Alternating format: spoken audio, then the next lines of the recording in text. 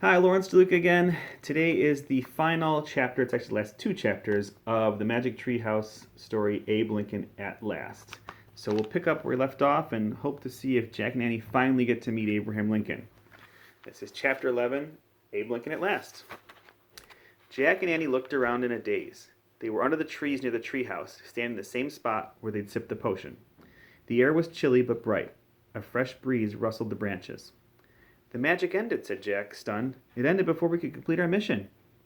"I know," said Annie, "and we didn't get to say goodbye to Sam." "I didn't even thank him for the quill pen and the ink," said Jack. "I know. They were his treasures," said Annie. She held up the goose feather and the ink jar that Sam had given them. "Well, that was weird," said Jack. "We're looking for a feather, and Sam gives us a pen made out of a feather." Annie gasped. "Look, Jack!" She pointed toward the carriageway. A tall man in a dark coat with a high black hat was striding toward the grove of trees.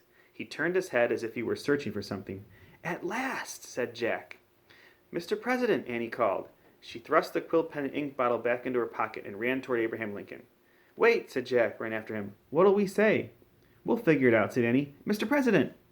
Abraham Lincoln turned and looked in their direction. He froze and stared at them, as if he were both astonished and afraid.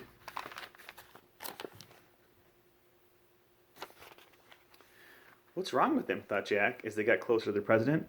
Jack and Annie slowed to a walk. Abraham Lincoln kept staring at them as if they were ghosts. "Hello, sir," Annie said shyly. Jack was speechless. The creases in the president's face gave him a deeply worried look. His gray eyes stared at them.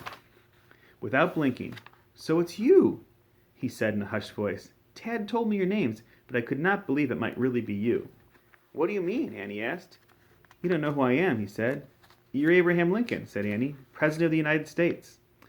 "Yeah, but I spent the day with you once long ago," said the president, "and you vanished right before my eyes." "We did?" said Annie. "Outside our log cabin in Indiana," said the president. "Indiana?" said Jack. "Yeah, it was the day my father brought my stepmother home, and my new sisters and brother." "Oh, said Annie. "What?" said Jack. "You were Sam," said Annie. "You were Sam?" said Jack. He couldn't believe it. The president nodded. Annie laughed. "So when we told you we were looking for Abraham Lincoln, you played a prank on us and told us your name was Sam."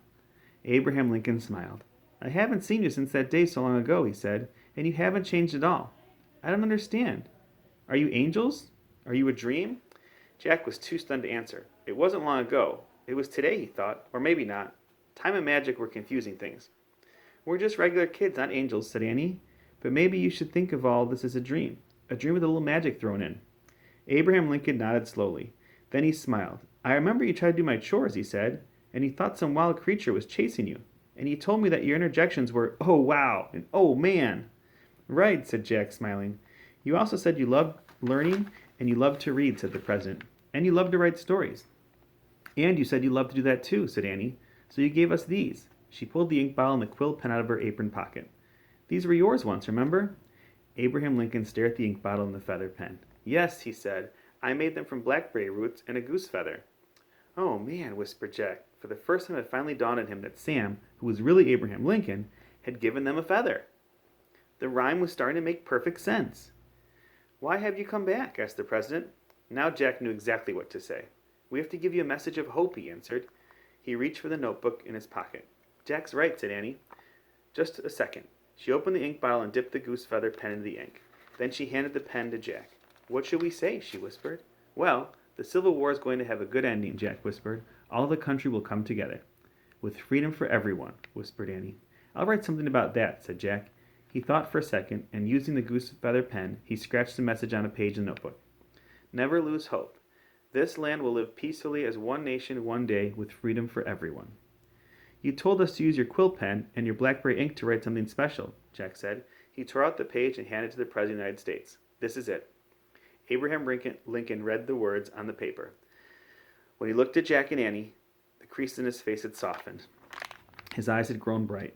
Oh, wow," he said softly. Jack and Annie laughed. "Do you really think so?" the president asked. "Do you promise?" "Yes, I need to add something," said Jack. He took the note back from the president and wrote, "We give you our word.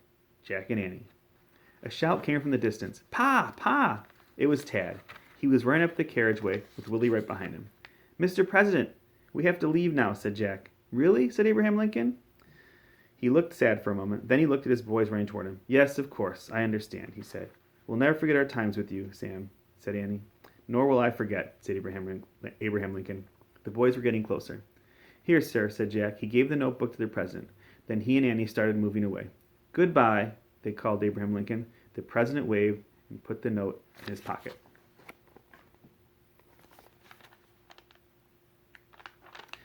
Then Jack and Annie quickly climbed up the ladder inside the treehouse. They looked out the window. They saw Abraham Lincoln hurrying to meet his boys. When he caught up to them, he wrapped his arms around both of them. They were all laughing. Abraham Lincoln's a good dad, said Annie. Yes, said Jack, smiling.